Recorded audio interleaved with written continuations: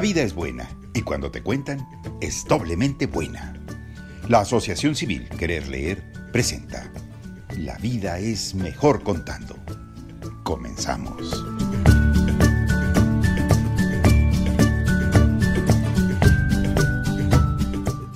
Hola, ¿qué tal? Soy Gudelia Delgado Mesa y a nombre de Querer Leer les doy la bienvenida a la emisión número 56 de La vida es mejor contando. Clarice Lispector, esa entrañable escritora brasileña de la segunda mitad del siglo XX, dominaba un estilo de prosa poética que llenaba de espiritualidad los detalles cotidianos y solía emplear la primera persona. No escribo para agradar a nadie, repitió en innumerables ocasiones esta gran escritora, cuando le recriminaban que no entendían lo que quería decir en sus obras.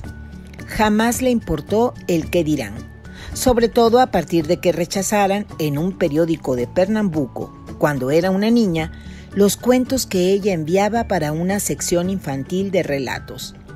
Porque mientras que el resto de niñas y niños enviaba textos narrativos, los suyos solo contenían sensaciones. A continuación, les leo un fragmento de su obra. La lentitud es belleza. Copio estas líneas ajenas. Respiro. Acepto la luz. Bajo el aire ralo de noviembre. Bajo la hierba sin color. Bajo el cielo cascado y gris. Acepto el duelo y la fiesta. No he llegado. No llegaré jamás. En el centro de todo está el poema intacto. Hasta aquí el fragmento. Y ahora sí, antes de dar paso a las lecturas que hemos preparado para el día de hoy, doy la bienvenida a Gamaliel Sánchez Salinas, presidente de la Asociación Civil Querer Leer. Gracias, Bude. Escribe Cristina Oquendo en el diario español El País lo siguiente. La imaginación de lectores, cineastas y críticos sobre cómo podría adaptarse 100 años de soledad a un formato audiovisual ha volado con los años. Pero el momento de ver la obra culmen de Gabriel García Márquez en una pantalla toma cada vez más forma.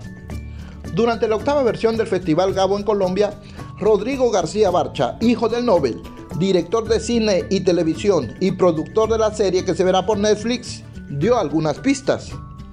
La primera, y de gran importancia para la memoria de García Márquez, quien siempre dudó sobre cómo las historias de Macondo podrían llevarse al cine, es que se hará en español y con un elenco latinoamericano. Una de las condiciones es que se hiciera en Colombia y en español definitivamente, dijo Rodrigo García Barcha durante la charla con el director de cine Andrés But y el crítico Samuel Castro. Ahora sí, preparémonos para disfrutar. Freddy Jiménez García nos deleita una vez más con ese extraordinario talento narrativo que lo mismo emplea para leer en voz alta que para contar cuentos. Escuchémoslo.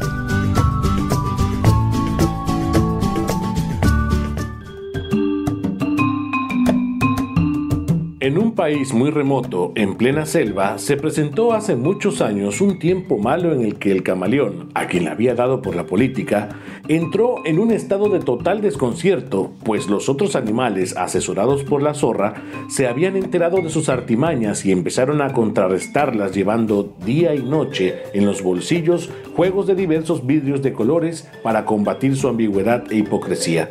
De manera que cuando él estaba morado y por cualquier circunstancia del momento necesitaba volverse, digamos, azul, sacaban rápidamente un cristal rojo a través del cual lo veían y para ellos continuaba siendo el mismo camaleón morado, aunque se condujera como camaleón azul. Y cuando estaba rojo y por motivaciones especiales se volvía anaranjado, usaban el cristal correspondiente y lo seguían viendo tal cual. Esto solo en cuanto a los colores primarios, pues el método se generalizó tanto que con el tiempo no había ya quien no llevara consigo un equipo completo de cristales para aquellos casos en que el mañoso se tornaba simplemente grisáceo o verde azul o de cualquier color más o menos indefinido, para dar el cual eran necesarias 3, 4 o 5 superposiciones de cristales. Pero lo bueno fue que el camaleón, considerando que todos eran de su condición, adoptó también el sistema. Entonces era cosa de verlos a todos en las calles sacando y alternando cristales a medida que cambiaban de colores según el clima político o las opiniones políticas prevalecientes ese día de la semana o a esa hora del día o de la noche. Como es fácil comprender, esto se convirtió en una especie de peligrosa confusión de las lenguas. Pero pronto los más listos se dieron cuenta de que aquello sería la ruina general si no se reglamentaba de alguna manera, a menos de que todos estuvieran dispuestos a ser cegados y perdidos definitivamente por los dioses, y restablecieron el orden. Además de lo estatuido por el reglamento que se redactó con ese fin, el derecho consuetudinario fijó por su parte reglas de refinada urbanidad, según las cuales, si alguno carecía de un vidrio de determinado color urgente para disfrazarse o para descubrir el verdadero color de alguien, podía recurrir inclusive a sus propios enemigos para que se lo prestaran, de acuerdo con su necesidad del momento, como sucedía entre las naciones más civilizadas. Solo el león, que por entonces era el presidente de la selva, se reía de unos y de otros, aunque a veces socarronamente jugaba también un poco a lo suyo por divertirse. De esa época viene el dicho de que todo camaleón es según el color del cristal con que se mira. El camaleón que finalmente no sabía de qué color ponerse, de Augusto Monterroso.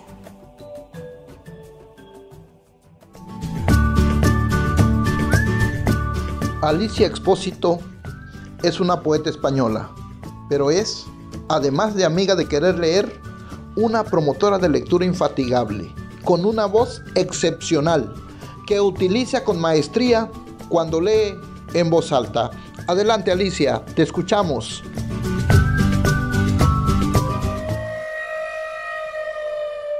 Un trocito de horizonte. Al horizonte le falta un trocito, a la derecha de donde se pone el sol. Por ese hueco saltan los peces y las botellas que esconden mensajes secretos. Todo empezó por un pirata que cortaba caminos en el agua y lanzaba poemas al viento para alegrar a las gaviotas. Había recogido las piedrecitas azules que marcan el final de cada orilla y conocía al dedillo los puertos de mar y los de montaña donde el barco llegó remontando las cascadas de los ríos. En los momentos en los que el pirata no sabía qué hacer, jugaba al escondite. Se metía en cualquier rincón del barco y decía con voz muy ronca: «A ver si sabes dónde estoy». Allí solo estaban el crujir de la madera y el viento entre las velas. Pero al pirata le parecía que todo lo que había a su alrededor se había acercado un poco. El pirata estaba solo y a pesar de eso era muy feliz, aunque había algo que le inquietaba un poco. Por más que navegaba, siempre había un lugar que permanecía fuera de su alcance. De todos los secretos de la vida, el pirata solo quería saber qué se escondía detrás del horizonte. Allá, donde el sol se ocultaba cada tarde, resurgía la luna en la madrugada y frotaban sus naricitas traviesos el cielo con la tierra. Mientras surcaba los mares en busca de aventuras, se preguntaba: ¿qué habrá detrás? Entre los choques de espadas, estallando como relámpagos enfurecidos, se preguntaba: ¿qué habrá detrás? Y al jugar con el viento y el crujir de la madera, se preguntaba: ¿qué habrá detrás? Hasta que una mañana radiante de febrero, más o menos a la hora de comer, el pirata decidió averiguar qué había detrás del horizonte. Giró con fuerza el timón y, sin pensárselo dos veces, se dirigió a lo que él pensaba debía ser sin duda el fin del mundo. Lo acompañaron las gaviotas y un sol de media tarde que, casualidades de la vida, viajaba en la misma dirección. Navegó y navegó, recorriendo los 7 mares y uno pequeñito que encontró escondido entre el cuarto y el tercero. Dio la vuelta al mundo tantas veces que casi pudo ver su propia espalda, pero no logró tocar el horizonte. Su destino seguía inalcanzable. Era como si el horizonte supiese que iba en su busca y se alejaba más y más, disfrutando de ese dulce juego del gato y el ratón. El pirata no se daba por vencido. Pensaba que el barco iba demasiado cargado y el peso no le dejaba avanzar con la suficiente rapidez.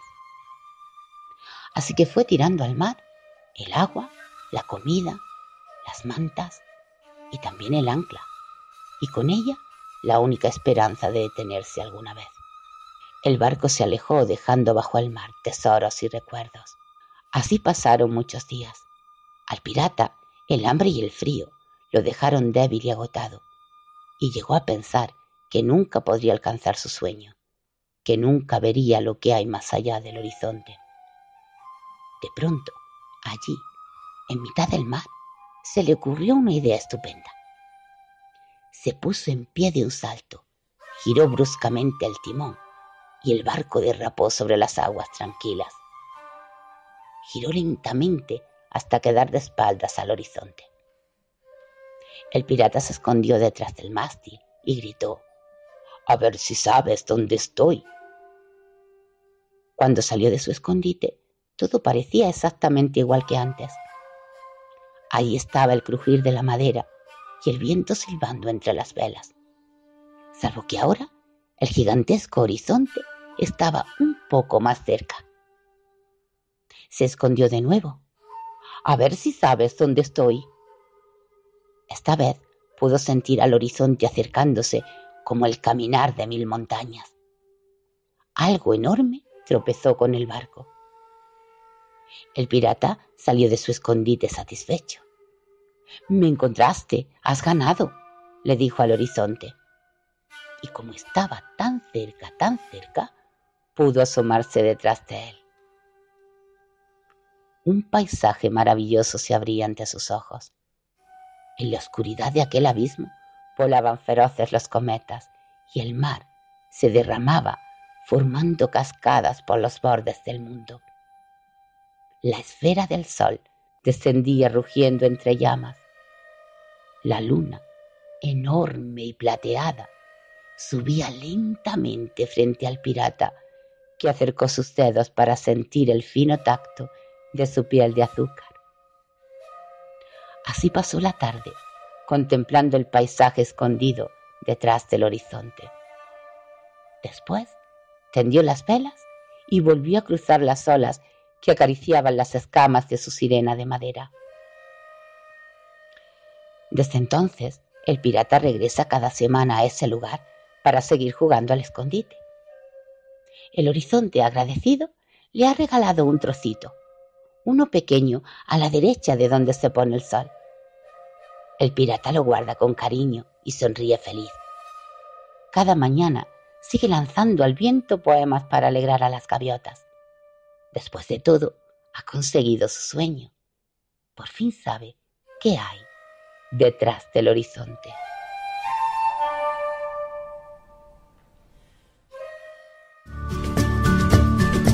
Lorena Isabel Torres es una auténtica promotora de lectura por placer. Ella, eterna aprendiz, disfruta leer y también escuchar leer. Y a nosotros nos gusta escucharla leyendo. Adelante, Lorena.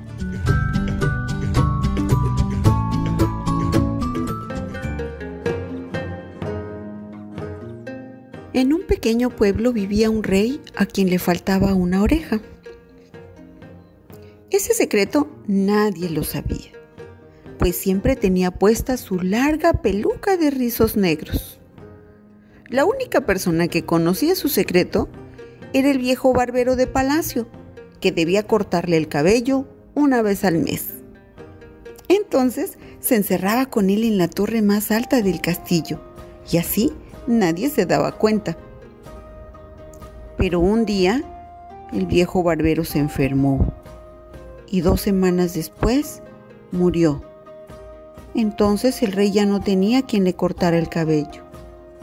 Y pasaron 2, 3 días, 2, 3 semanas, y ya las greñas comenzaban a asomarle por debajo de la peluca. Entonces el rey comprendió que debía buscar un nuevo barbero. Así que bajó a la plaza del mercado y pegó un cartel en el tarantín donde vendían los mangos más sabrosos.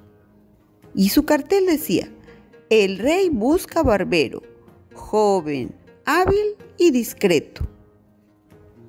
Así que esa misma noche llegó al palacio un joven barbero Y cuando comenzó a cortarle el pelo, descubrió que al rey era mocho de una oreja. «Si lo cuentas», le dijo el rey con mucha seriedad, «te mando a matar». El nuevo barbero salió del palacio con ese gran secreto. «El rey es mocho», pensaba, «y no puedo decírselo a nadie. Es un secreto entre el rey y yo». Pero no podía dejar de pensar en el secreto y tenía ganas de contárselo a todos sus amigos. Así que, cuando sintió que el secreto ya iba a estallarle por dentro, corrió a la montaña y abrió un hueco en la tierra. Metió la cabeza y ahí gritó durísimo: «El rey es mocho, no tiene oreja, por eso usa peluca vieja». Tapó el hueco rápidamente con tierra y así enterró el secreto. Por fin se sintió tranquilo y bajó al pueblo. Pasado el tiempo, en ese lugar donde sembró el secreto, creció una linda mata de caña. Un muchacho que cuidaba cabras pasó por ahí y cortó una caña para hacerse una flauta. Cuando estuvo lista la flauta, la sopló y la flauta cantó: «El rey es mocho, no tiene oreja, por eso usa peluca vieja». El muchacho estaba maravillado, feliz con esa flauta cantarina. Así que cortó varias cañas, preparó otras flautas y bajó al pueblo a venderlas. Cada flauta al soplarla cantaba: «El rey es mocho, no tiene oreja, por eso usa peluca vieja». Y todo el pueblo se enteró de que al rey le faltaba una oreja. El rey, cuando se enteró de esto, se puso rojo, muy bravo. Subió a la torre del castillo y ahí se encerró por un largo rato. Pensó y pensó y pensó. Luego bajó. Se quitó la peluca y dijo: la verdad es que las pelucas dan mucho calor. Y no se volvió a poner peluca, solo en el carnaval. Y colorín colorado, que ese cuento se ha terminado. El rey mocho, de Carmen Berenguer.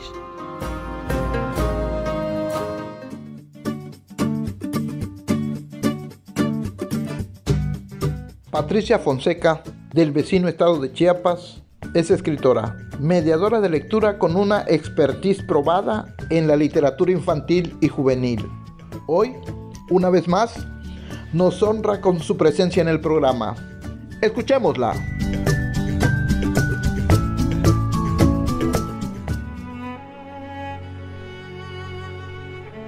Esta noche Celia no está. Quiero entender que ella es un pájaro. Vuela libre con el viento a su favor y no lanza un lamento encerrada en una jaula. Celia no está. Yo sigo aquí. Y la vida es esta chingada madre. Hoy estoy, mañana igual que Celia seré como esa casa deshabitada. Quiero trascender, dejar un legado a pesar de las piedras que esquivo, del vómito que provoca pensar diferente. Hoy no importa, solo deseo ser simplemente yo, con miedos, sueños, anhelos de esta que me habita. Mañana no habrá marcha atrás, solo seré un recuerdo en alguien que me haya conocido. Hoy solo trato de ganar un cachito de tiempo, disfrutar cada presente, ser libre antes de que los años se dejen caer en picada y carcoman un cuerpo viejo. Saborear el aroma a café que hoy me invade, mientras la certidumbre se instala como niebla por el tejado, como lluvia al mojar la tierra, los geranios que florecen en el verano. Celia no está, ya es germen de la tierra. Celia.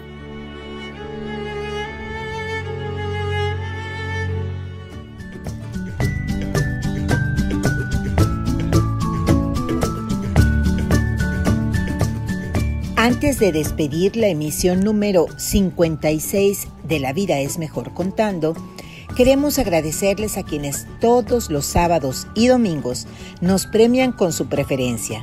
Y les recordamos que, para tener información de primera mano de todo lo que hacemos y material que les será de utilidad para fomentar su gusto por la lectura y la escritura, les invitamos a seguirnos a través de nuestra fanpage Querer Leer AC. Mi nombre es Gudelia Delgado Mesa. Soy secretaria de Comunicación Social de la Asociación Civil Querer Leer y con mucho gusto les digo, hasta la próxima. Víctor Hugo se encontraba viajando, pero como buen escritor, pendiente de sus creaciones, quería saber qué tal iba la edición de su novela Los Miserables. Le escribió una carta a su editor poniéndole un simple signo de interrogación. Y la respuesta que recibiría fue tan simple como la pregunta, ya que le contestó con un sencillo signo de exclamación. Dicen que es la correspondencia más breve de la historia. Por hoy ha sido todo. Nos despedimos con los agradecimientos de siempre. Para Alejandro Breg en la parte técnica, para la XBT y su director Emanuel Civillero Oropesa y para Jorge Pérez Saldaña, amigo de Querer Leer. Hasta mañana. La vida es mejor contando es una producción de la Asociación Civil Querer Leer. Querer Leer para hacer ciudadanía.